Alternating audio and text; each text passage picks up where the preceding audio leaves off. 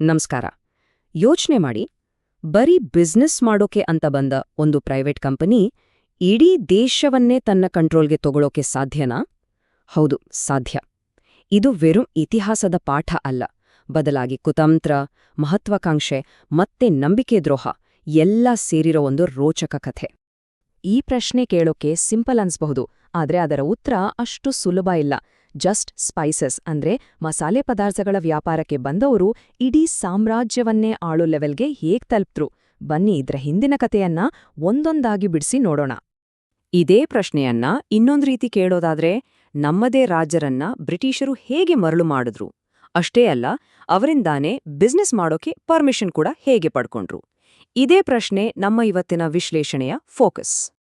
ನಮ್ಮ ಈ ಪಯಣದ road map ಹೀಗಿದೆ. ಮೊದಲು ಆ ಸಂಪತ್ತಿಗಾಗಿ ನಡೆದ ರೇಸ್ ಬಗ್ಗೆ ನೋಡೋಣ. ಆಮೇಲೆ ಈಸ್ಟ್ ಇಂಡಿಯಾ ಕಂಪನಿ ಎಷ್ಟು ಚಾಣಾಕ್ಷತನದಿಂದ ಎಂಟ್ರಿ ಕೊಡ್ತು ಅಂತ ತಿಳಿಯೋಣ. ಆಮೇಲೆ ಬರೀ ವ್ಯಾಪಾರಿಗಳಾಗಿದ್ದವರು ಮಾಸ್ಟರ್ಸ್ ಆಗಿ ಹೇಗೆ ಬದಲಾದ್ರು? ಆಮೇಲೆ ಯುದ್ಧ ಮತ್ತು ತಂತ್ರಗಾರಿಕೆಯಿಂದ ಗೆದ್ದ ಕತೆ. ಮತ್ತೆ ಕೊನೆಗೆ ಬ್ರಿಟಿಷ್ ರಾಜ್ ಹೇಗೆ ಶುರುವಾಯಿತು ಅಂತ ನೋಡೋಣ. ಹಾಗಿದ್ರೆ ಶುರು ಮಾಡೋಣ ಬನ್ನಿ. ಈ ಇಡೀ ಕತೆ ಶುರುವಾಗಿದ್ದೇ ನಮ್ಮ ಅಡುಗೆ ಮನೆಯ ಮಸಾಲೆ ಡಬ್ಬಿಂದ. ಹೌದು, ನಂಬೋಕೆ ಕಷ್ಟ ಆದ್ರೂ ಇದು ನಿಜ. 15ನೇ ಶತಮಾನದಲ್ಲಿ ಯುರೋಪ್ನಲ್ಲಿ ನಮ್ಮ ಕರಿಮೆಣಸು, ಲವಂಗ, ಏಲಕ್ಕಿಗೆ ಚಿನ್ನಕ್ಕಿಂತನೂ ಜಾಸ್ತಿ ಬೆಲೆ ಇತ್ತು. ಅಬ್ಬಬ್ಬಾ, ಈ ಮಸಾಲೆ ಪದಾರ್ಥಗಳ ಮೇಲಿನ ಆಸೆಯೇ ಇಡೀ ಪ್ರಪಂಚದ ಇತಿಹಾಸವನ್ನೇ ಬದಲಾಯಿಸೋ ಸಮುದ್ರಯಾನಗಳಿಗೆ ಕಾರಣವಾಯಿತು. 1495ರಲ್ಲಿ ಏನಾಯ್ತು ಅಂದ್ರೆ, ಪೋರ್ಚುಗೀಸ್ ನಾವಿಕ ವಾಸ್ಕೋಡಗಾಮ ಅಂತ 170 ಜನರನ್ನ ಕರ್ಕೊಂಡು ಲಿಸ್ಬನ್ನಿಂದ ಹೊರಡ್ತಾನೆ. ಆಫ್ರಿಕಾದ ದಕ್ಷಿಣ ತುದಿಯನ್ನ ಸುತ್ಕೊಂಡು ಸುಮಾರು 1 ವರ್ಷ ಪ್ರಯಾಣ ಮಾಡಿ ಕೊನೆಗೂ 1498ರಲ್ಲಿ ಭಾರತದ ಕೋಝಿಕೋಡ್ ತೀರಕ್ಕೆ ಬಂದು ತಲುಪುತ್ತಾನೆ. ಈ ಒಂದೇ ಒಂದು ಪ್ರಯಾಣ ಭಾರತಕ್ಕೆ ಯುರೋಪಿಯನ್ನರಿಗೆ ನೇರವಾದ ಸಮುದ್ರ ಮಾರ್ಗವನ್ನೇ ತೆರೆದುಬಿಡ್ತು. ಇದ್ರಿಂದ ಮುಂದಿನ 100 ವರ್ಷ ಸ್ಪೈಸ್ ಟ್ರೇಡ್ನಲ್ಲಿ ಪೋರ್ಚುಗೀಸರದೇ ದರ್ಬಾರ್. ಪೋರ್ಚುಗೀಸರು ಹೀಗೆ ದುಡ್ಡು ಮಾಡ್ತಾ ಇರೋದನ್ನ ನೋಡಿ ಬೇರೆ ಯುರೋಪಿಯನ್ ದೇಶಗಳಿಗೆ ಸುಮ್ಮನೆ ಇರೋಕಾಗಿಲ್ಲ. ಅವರ ಕಣ್ಣು ಕುಕ್ಕೋಕೆ ಶುರುವಾಯಿತು. ಭಾರತದ ಸಂಪತ್ತಿನ ಮೇಲೆ ಅವರಿಗೂ ಕಣ್ಣು ಬಿತ್ತು. ಅಲ್ಲಿಂದ ಶುರುವಾಯ್ತು ನೋಡಿ ಜಗತ್ತಿನ ಅತಿದೊಡ್ಡ ಪೈಪೋಟಿ. ಪೋರ್ಚುಗೀಸರ್ ಹಿಂದೆನೇ ಡಚ್ಚರ್ ಬಂದ್ರು, ಆಮೇಲೆ ಬ್ರಿಟಿಷರು, ಕೊನೆಗೆ ಫ್ರೆಂಚರು ಕೂಡ ಭಾರತದ ಕಡೆಗೆ ಓಡಿ ಬಂದ್ರು. ಇಲ್ಲಿ ತಮ್ಮ ಬಿಸ್ನೆಸ್ ಸಾಮ್ರಾಜ್ಯ ಕಟ್ಟೋಕೆ ಪ್ರತಿಯೊಬ್ರೂ ಇನ್ನಿಲ್ದ ಕಸರತ್ತು ಮಾಡಿದ್ರು. ಇದೇ ಪೈಪೋಟಿ ಮುಂದೆ ದೊಡ್ಡ ದೊಡ್ಡ ಯುದ್ಧಗಳಿಗೆ ಕಾರಣ ಆಗುತ್ತೆ. ಈ ರೇಸ್ ನಡೀತಿದ್ದಾಗ್ಲೇ ನಮ್ಮ ಕತೆಯ ಹೀರೋ, ಅಲ್ಲಲ್ಲ ವಿಲೆನ್, ಈಸ್ಟ್ ಇಂಡಿಯಾ ಕಂಪನಿ ಅಥವಾ EIC ಎಂಟ್ರಿ ಕೊಡುತ್ತೆ. ನೋಡಿ, ಡಿಸೆಂಬರ್ 31, 1600ರಲ್ಲಿ ಲಂಡನ್ನ ಕೇವಲ 25 ಬಿಸ್ನೆಸ್ಮೆನ್ಗಳು ಸೇರಿ ಇದನ್ನ ಶುರು ಮಾಡಿದ್ರು. ಒಂದು ವಿಷಯ ನೆನ್ಪಲ್ಲಿಡಿ, ಇದು ಒಂದು ಪ್ರೈವೇಟ್ ಕಂಪನಿ, ಬ್ರಿಟಿಷ್ ಗವರ್ಮೆಂಟ್ ಅಲ್ಲ. ಆದ್ರೆ ಆಗಿನ ಮೊಘಲ್ ಸಾಮ್ರಾಜ್ಯದಲ್ಲಿ ಬಿಸ್ನೆಸ್ ಮಾಡೋಕೆ ಪರ್ಮಿಷನ್ ತಗೊಳ್ಳೋದು ಅಷ್ಟು ಸುಲಭ ಇರಲಿಲ್ಲ. ಮೊದಲು 1609ನಲ್ಲಿ ಕ್ಯಾಪ್ಟನ್ ವಿಲಿಯಂ ಹಾಕಿನ್ಸ್ ಬಂದು ಟ್ರೈ ಮಾಡ್ತಾನೆ, ಆದ್ರೆ ಅದು ವರ್ಕೌಟ್ ಆಗಲ್ಲ. ಯಾಕೆಂದ್ರೆ ಪೋರ್ಚುಗೀಸರ ಪ್ರಭಾವ ಜಾಸ್ತಿ ಇತ್ತು.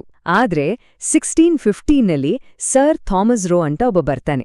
ಅವನು ತುಂಬಾನೇ ಕ್ಲೆವರ್. ಟೆಲಿಸ್ಕೋಪ್ ತರ ಗಿಫ್ಟ್ ಕೊಟ್ಟು ಜಹಾಂಗೀರ್ ಚಕ್ರವರ್ತಿಗೆ ಪರ್ಷಿಯನ್ ಭಾಷೆಯಲ್ಲೇ ಮಾತಾಡಿ ಅವರ ಮನಸ್ಸನ್ನ ಗೆದ್ಬಿಡ್ತಾನೆ. ಅಂದ್ರೆ ಇಲ್ಲಿ ಬಲಕ್ಕಿಂತ ಬುದ್ಧಿವಂತಿಕೆ ಕೆಲ್ಸ ಮಾಡ್ತು.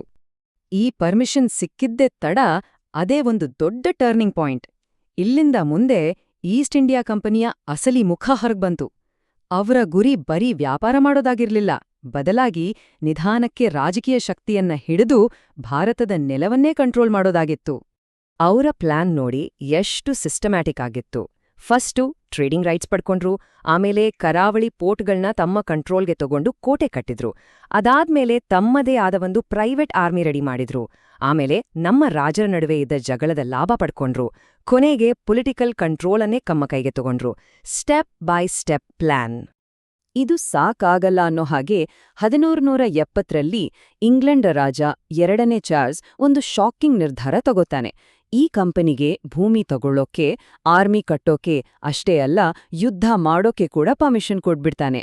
ಆ ಕ್ಷಣದಲ್ಲಿ ಒಂದು ಬಿಸ್ನೆಸ್ ಕಂಪನಿಗೂ ಒಂದು ದೇಶಕ್ಕೂ ಇದ್ದ ವ್ಯತ್ಯಾಸನೇ ಇಲ್ಲದ ಹಾಗೆ ಆಯ್ತು. ಆದ್ರೆ ಇಲ್ಲೊಂದು ವಿಪರ್ಯಾಸ ಇದೆ ಕೇಳಿ. ಬ್ರಿಟಿಷರು ಭಾರತವನ್ನು ಗೆದ್ದಿದ್ದು ಬ್ರಿಟಿಷ್ ಸೈನಿಕರಿಂದ ಅಲ್ವೇ ಅಲ್ಲ, ನಮ್ಮದೇ ಭಾರತೀಯ ಸೈನಿಕರಿಂದ. ಹೌದು, ಶಾಕಿಂಗ್ ಅಲ್ವಾ? 1844ರ ಸಮಯಕ್ಕೆ ಅವರ ಆರ್ಮಿಯಲ್ಲಿ 90% ಇದ್ದಿದ್ದು ಭಾರತೀಯ ಸೈನಿಕರೇ.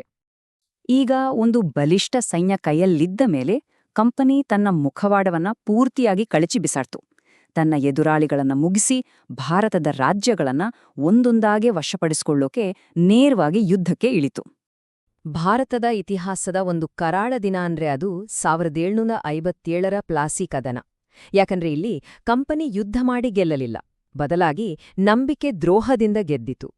ಬಂಗಾಳವ ನವಾಬನ ಸೇನಾಪತಿ ಮೀರ್ ಜಾಫರ್ಗೆ ಆಸೆ ತೋರಿಸಿ ಫಿಕ್ಸ್ ಮಾಡಿ ನವಾಬನಿಗೆ ಬೆನ್ನಿಗೆ ಚೂರಿ ಹಾಕಿದ್ರು. ಈ ಒಂದು ಮೋಸದ ಗೆಲುವು ಭಾರತದ ಅತ್ಯಂತ ಶ್ರೀಮಂತ ರಾಜ್ಯವಾಗಿದ್ದ ಬಂಗಾಳವನ್ನೇ ಬ್ರಿಟಿಷರ ಕೈಗೆ ಕೊಟ್ಟು. ಪ್ಲಾಸಿ ಕದನದ ಗೆಲುವಿನಿಂದ ಬ್ರಿಟಿಷರ ಹಸಿವು ಇನ್ನಷ್ಟೂ ಹೆಚ್ಚಾಯಿತು. ಬಕ್ಸಾರ್ ಕದನ, ನಮ್ಮ ಹೈದರಲಿ ಮತ್ತು ಟಿಪ್ಪು ಸುಲ್ತಾನ್ ಥರದ ವೀರರ ವಿರುದ್ಧ ಆಂಗ್ಲೋ ಮೈಸೂರು ಯುದ್ಧಗಳು, ಮರಾಠರ ಜೊತೆ ಯುದ್ಧಗಳು, ಕೊನೆಗೆ ಸಿಖ್ಖರ ಜೊತೆ ಯುದ್ಧಗಳು, ಹೀಗೆ ಒಂದರ ಹಿಂದೆ ಒಂದರಂತೆ ಯುದ್ಧ ಮಾಡಿ ಭಾರತದ ದೊಡ್ಡ ದೊಡ್ಡ ಶಕ್ತಿಗಳನ್ನೇ ಮುರಿದಾಕಿದ್ರು. ಈ ಹಂತದಲ್ಲಿ ಬ್ರಿಟಿಷ್ ಗವರ್ಮೆಂಟ್ ಎಂಟ್ರಿ ಕೊಡುತ್ತೆ. ಸಾಕು, ನಿಮ್ಮ ಕಂಪನಿ ಆಡಳಿತ ಅಂತ ಹೇಳಿ ಅವರೇ ನೇರವಾಗಿ ಅಧಿಕಾರವನ್ನ ತಮ್ಮ ಕೈಗೆ ತಗೋತಾರೆ. ಇದು ಭಾರತ ವಸಾಹತುವಾಗೋ ಕೊನೆಯ ಮತ್ತು ನಿರ್ಣಾಯಕ ಹಂತ. ಯಾಕಂದ್ರೆ 1857ರಲ್ಲಿ ಇಡೀ ದೇಶದಾದ್ಯಂತ ಕಂಪನಿಯ ವಿರುದ್ಧ ದಂಗೆಯ ಕಿಚ್ಚು ಹತ್ಕೊಂಡಿತ್ತು. ಇದನ್ನೇ ನಾವು ಭಾರತದ ಮೊದಲ ಸ್ವಾತಂತ್ರ್ಯ ಸಂಗ್ರಾಮ ಅಂತ ಕರೆಯೋದು. ಈ ದೊಡ್ಡ ದಂಗೆ ಕಂಪನಿಯ ಆಡಳಿತದ ಶವಪೆಟ್ಟಿಗೆಗೆ ಹೊಡೆದ ಕೊನೆ ಮೊಳೆಯಾಗಿತ್ತು. 1858ರಿಂದ 1947ರವರೆಗಿನ ಈ ಕಾಲವನ್ನೇ ಬ್ರಿಟಿಷ್ ರಾಜ್ ಅಂತ ಕರೆಯೋದು. ಅಂದ್ರೆ ಬ್ರಿಟಿಷ್ ರಾಣಿಯ ನೇರ ಆಳ್ವಿಕೆ. ಸುಮಾರು 150 ವರ್ಷಗಳ ಕಂಪನಿ ಆಡಳಿತ ಇಲ್ಲಿಗೆ ಮುಗಿದು ಭಾರತ ಅಧಿಕೃತವಾಗಿ ಬ್ರಿಟಿಷ್ ಸಾಮ್ರಾಜ್ಯದ ಒಂದು ಭಾಗವಾಯಿತು. ಹಾಗಿದ್ರೆ ಈ 200 ವರ್ಷಗಳಲ್ಲಿ ಭಾರತದಿಂದ ಎಷ್ಟು ಸಂಪತ್ತು ಲೂಟಿಯಾಯಿತು? ಒಂದು ಅಂದಾಜಿನ ಪ್ರಕಾರ ಅದರ ಇವತ್ತಿನ ಮೌಲ್ಯ ಕೇಳಿದ್ರೆ ಶಾಕ್ ಆಗುತ್ತೆ. ಸುಮಾರು $45 ಟ್ರಿಲಿಯನ್. ನಮ್ಮ ಆರ್ಥಿಕತೆಯ ಮೇಲೆ ಎಂಥ ಪೆಟ್ಟು ಬಿದ್ದಿರಬಹುದು ಅಂತ ಇದ್ರಿಂದಾನೇ ಗೊತ್ತಾಗತ್ತೆ. ಹಾಗಿದ್ರೆ ಕೊನೆಗೊಂದು ಪ್ರಶ್ನೆ. ಒಂದು ಬಿಸ್ನೆಸ್ ಕಂಪನಿ ಒಂದು ದೇಶವನ್ನೇ ತನ್ನ ಹಿಡಿತಕ್ಕೆ ತಗೊಂಡಾಗ ಆ ದೇಶ ತೆರಬೇಕಾದ ನಿಜವಾದ ಬೆಲೆ ಏನು? ಈ ಪ್ರಶ್ನೆ ಕೇವಲ ಇತಿಹಾಸದ ಪುಟಗಳಿಗೆ ಸೇರಿದ್ದಲ್ಲ, ಇವತ್ತಿಗೂ ಇದು ತುಂಬನೇ ಮುಖ್ಯ. ಇದರ ಬಗ್ಗೆ ಯೋಚನೆ ಮಾಡ್ತಾ ಇರಿ. ಮುಂದಿನ ವಿಶ್ಲೇಷಣೆಯಲ್ಲಿ ಮತ್ತೆ ಸಿಗೋಣ.